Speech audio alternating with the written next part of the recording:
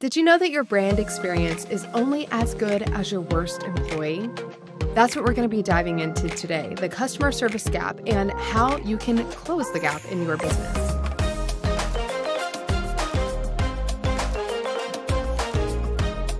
So a while ago, I made reservations at a really nice restaurant here in Nashville for a large group of business friends that were in town. And when we made those reservations, they set some parameters for us around how many people we could add or not add and what happened if we canceled our reservations, right? It's okay to have those kind of boundaries. But when we got to the restaurant and we realized that one of our friends that was traveling in from out of the country, not even out of town, was arriving early and would be able to join us, we asked to add one chair to the table. And unfortunately, the hostess was not so accommodating. Now, I am completely fine if you have rules that you have to uphold, but you can do so with grace and kindness.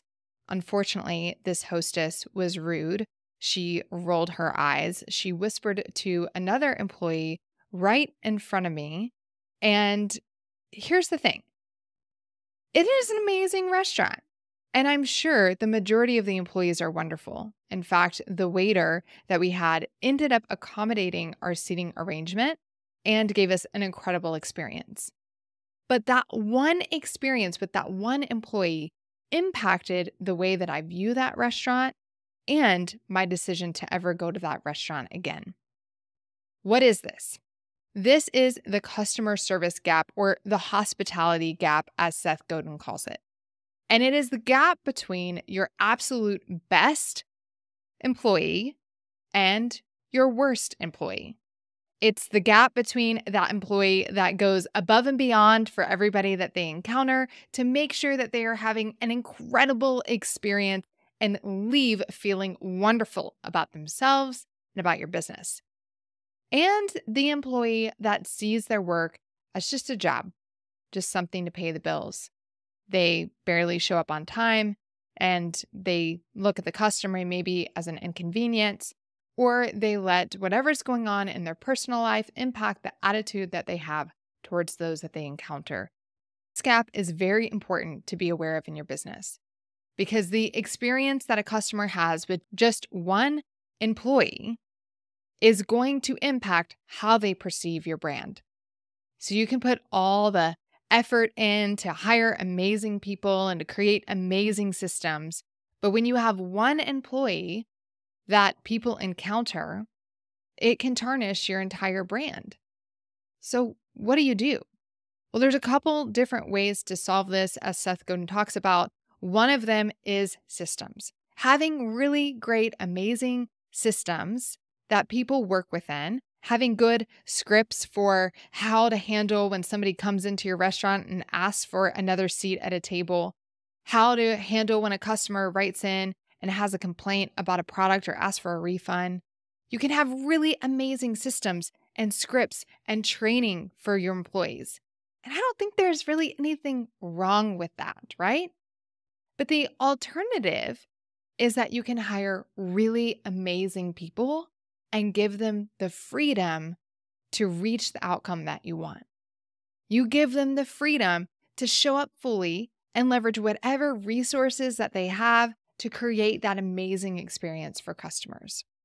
There's a couple of things I think about when I look at that second option of hiring really amazing people and giving them the freedom to create that experience.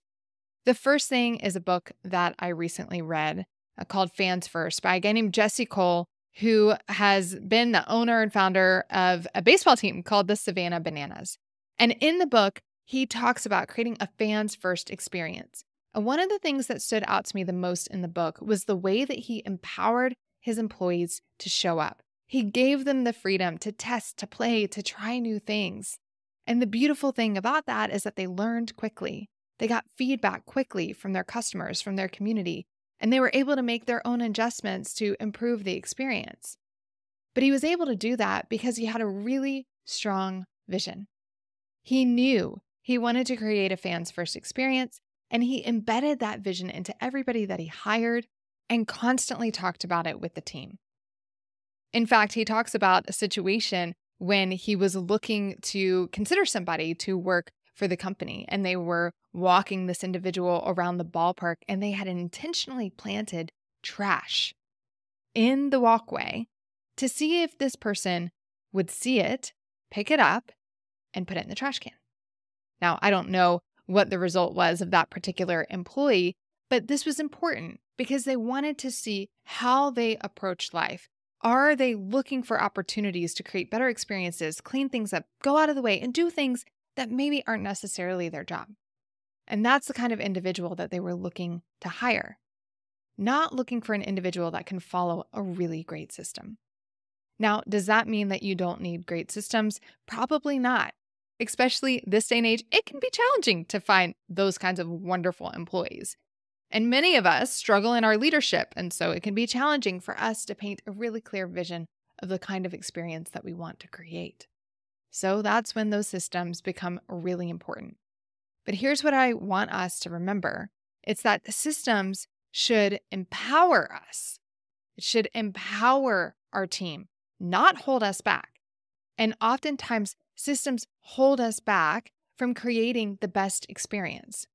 I think about another instance when I was traveling with a friend and their bag broke. And so they had to merge all of their stuff into one bag, and they'd go up to the counter and they're like, oh, your bag's overweight. You're going to have to pay all this additional fee. And we were already running late for the flight. The system would have told that employee that there was a fee to be charged, right? If they followed the system to a T, it would have told the employee that there's a fee to be charged, and it would have held the employee back from creating the kind of experience that I'm sure is in their employee handbook that they're supposed to create for the customers. But the system would have prevented them from being able to achieve that outcome. But instead, some wise manager one day said, hey, up to a certain amount of money, like if you make a good decision. And so they were able to quickly say, hey, we're going to let you slide. You don't have to pay that additional fee, because they knew that the outcome was more important than the rule or the system. A really great employee was empowered. They had systems in place that helped them a lot of the time, but they were able to move outside of that system to reach the goal, the ultimate goal of creating an amazing experience for that customer. It also reminds me of the Nordstrom manual. So if you have ever experienced the Nordstrom store, it is a very wonderful customer service experience. It's why people are willing to shop there and spend more and travel to go to Nordstrom, because it is an experience unlike any other when it comes to department store shopping. You would think that there's intensive training for their employees, and I'm sure there probably is, but you would think they have a very long, extensive employee handbook. But their employee handbook is simply a card. And on that card are just a few words. It says, use good judgment in all situations. What does that mean? That means that they focus more on who they hire, the character and the experience and the reputation of the people that they are hiring matters more to them, because they know when they get those right people in the door, they can trust them to make good decisions and to have good judgment about how to create an amazing experience. Now, with that call of using good judgment in all situations is the understanding of the kind of vision, culture, and environment they are creating at Nordstrom, which is this amazing customer experience. So with that clear vision and with hiring amazing people and giving them the freedom to reach the outcome, right? They're able to get rid of a lot of the rules and a lot of the systems. So I want you to be thinking about your team. And it's really easy for you to immediately think about your customer support person or your community manager. And it's important to think about those roles, that I'm a big fan of those roles and what goes into training people in those roles. But oftentimes I get brought into companies where the community manager has been moved from one role to the next or brought up from a virtual assistant position. They're in a role that they're maybe not even super excited to be in. Maybe the vision was never cast for them. But at the end of the day, like, this individual isn't a fit for the culture, for the team. And I'm trying to train them to become a great community manager, but they're not able to produce the outcome the business owner wants because they are not the kind of individual that the business owner needs on that team. So I want you to be thinking about that role, and I want you to be thinking about how you can hire for character and for people that you can trust to create an amazing experience. And I want you to be asking yourself as a leader, how effective of a job are you doing at casting the vision for the kind of experience you want to create? And then if you have those things, if you have cast that vision, and if you've hired that amazing individual, ask yourself if you are empowering them and if you are showing them that you trust them so that they are not held back by the systems that you have, but that they are empowered by the systems that you have. And then see what they produce, see what they're able to create.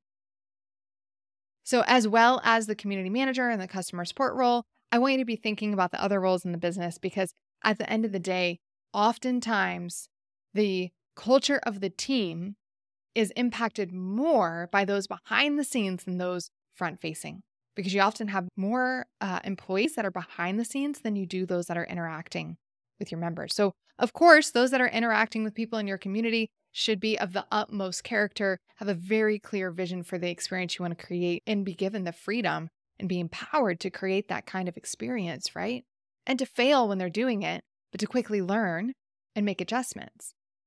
But you also need to be thinking about the character of the rest of your team members, because who you spend your time with is who you become. The kind of culture that you are in and day out is going to impact how you live out your life inside of that business.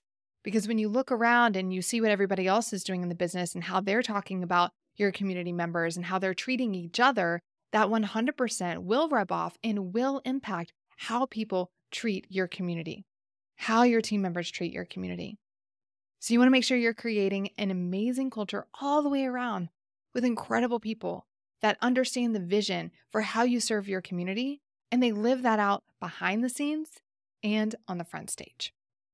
Okay, so I just wanted to make you aware of this whole idea of the customer service or the hospitality gap. I want you to be thinking about your absolute best employee. I want you to be thinking about maybe your worst employee when it comes to attitude and customer experience and how you can start closing that gap. I really want you to be thinking in your hiring about hiring for character, right? Hiring for character and knowing that skills can easily be taught. And I want you to be thinking about yourself as a leader and how effective of a job you're doing at casting the vision for the kind of experience that you want every single person to have when they encounter your brand in any place by any person on the team.